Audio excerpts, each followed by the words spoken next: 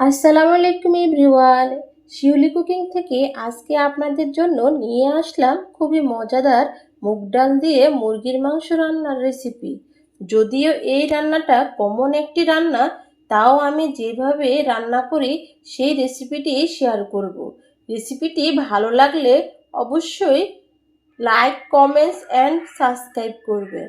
আর মুগ ডাল দিয়ে মুরগির মাংস রান্না খেতে কিন্তু অসম্ভব মজার হয়ে থাকে। আমাদের বাসায় সবাই পছন্দ করে। আর এই রেসিপিটি কম বেশি সবারই পছন্দের একটা রেসিপি। যাই হোক, এটা কিন্তু সাদা ভাত বা রুটি পরোটার সাথে খেতে অসম্ভব ভালো লাগে। কথা না বাড়িয়ে চলুন পুরো ভিডিওটি দেখে নেওয়া যাক। আমি চুলায় একটা পাইপেন বসিয়ে দিয়ে দিচ্ছি মুগ ডাল। আমি 1.5 কাপ মুগ ডাল নিয়েছি। মুগ ডালটাকে আমি ভেজে নেব।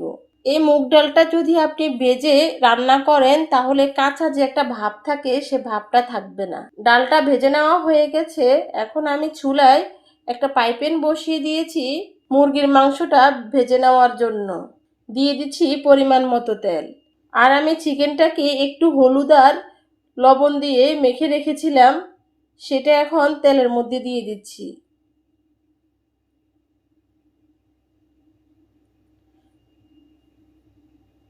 মাংসগুলোকে আমি ভালো করে ভেজে নিব।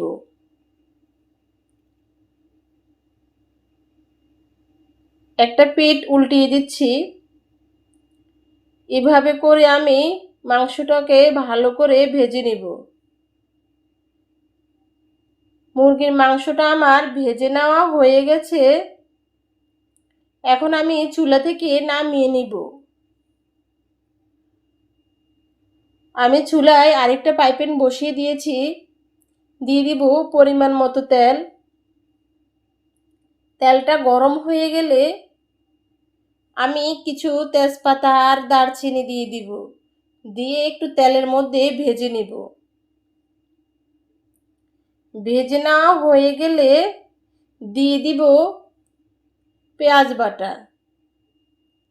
পেঁয়াজটাকে আমি একটু ভেজে নিব। পেঁয়াজটাকে ভেজে নিলে কাঁচা ভাবটা চলে যাবে। পেঁয়াজটা ভেজে নেওয়া হয়ে গেছে। এখন আমি 1.5 টেবিল চামচ আদা দিয়ে দিচ্ছি।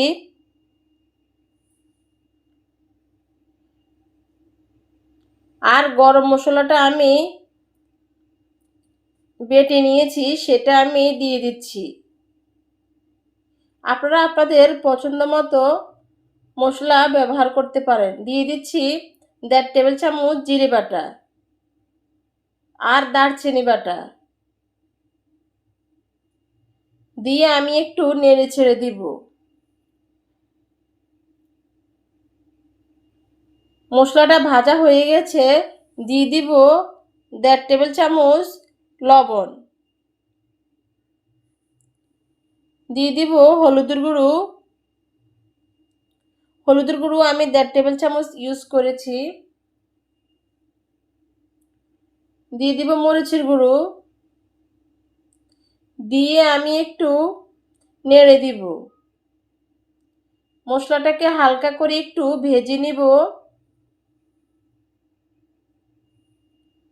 ভেজে নেওয়া হয়ে গেলে আমি সামান্য একটু পানি দিয়ে মশলাটাকে কষিয়ে নিব। এ মশলাটা যত কষাবেন ততই খেতে ভালো লাগবে। কষানো হয়ে গেছে। এখন ভেজে রাখা মাংসগুলো আমি মশলার মধ্যে দিয়ে দিব। দিয়ে একটু মশলার সাথে মিক্স করে নেব।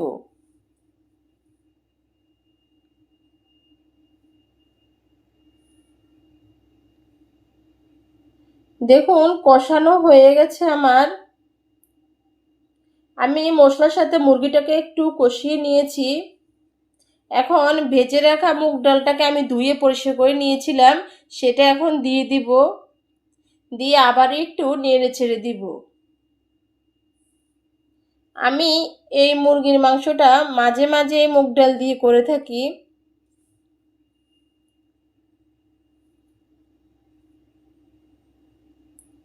আমি মাংসের সাথে মুগ ডালটাকে একটু ভালো করে ভেজে নিব। আমার মুগ ডালটা কষানো হয়ে গেছে। এখন আমি পরিমাণ মতো পানি দিয়ে মুগ ডালটা রান্না করে নিব। একটু নেড়ে ছেড়ে দিব। আমি 25 থেকে 30 মিনিট মাংসটাকে রান্না করে নিব। দিয়ে দেব একটা ঢাকনা।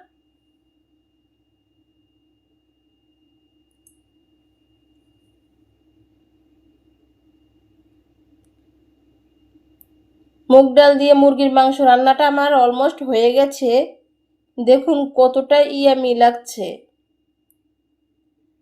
আমার কিন্তু মুগ ডাল একটু আপনার ভেঙে যায় নাই। এইভাবে রান্না করলে অসম্ভব মজার হয়ে থাকে। আমার রান্নাটা হয়ে গেছে। আমার এই রান্নাটা যদি আপনাদের ভালো লেগে থাকে তাহলে অবশ্যই আপনাদের বাসায় ট্রাই করবেন। আজকের মতো এখানে বিদায়। আল্লাহ হাফেজ।